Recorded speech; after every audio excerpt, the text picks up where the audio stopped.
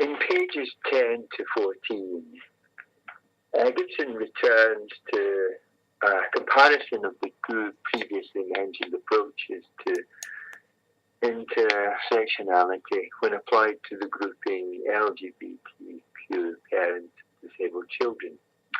She uses a Venn diagram to illustrate the first approach and concedes that depicting an overlap of categories in this way has the merit of showing that sorting people into single fixed groupings fails to reflect the complexity of human experience.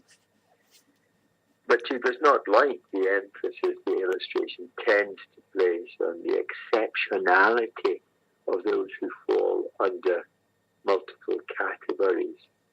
And she also finds the model static and at least potentially open to problems of definition of categories.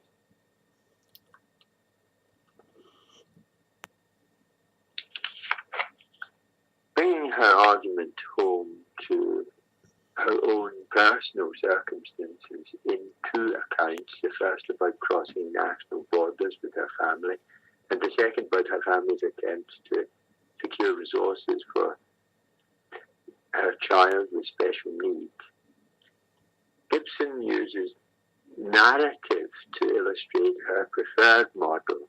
In so doing, she shows that some ways in which meanings and context can alter categories. For her, to capture the complexity of human experience requires the use of the more fluid approach that she proposes. And then on the second half of page 14 and page 15, looking to the future of social work theory and practice, Gibson wishes to move away from the current dominant emphasis on quantification and evidence, which she contends can give a false impression of being scientifically accurate.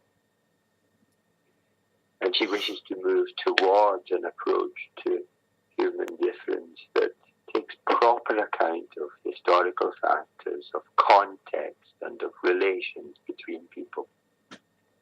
In doing this, she believes, it will be much clearer that social differences are produced. Accordingly, it will be more likely that social inequities will be challenged and that real structural changes will be made.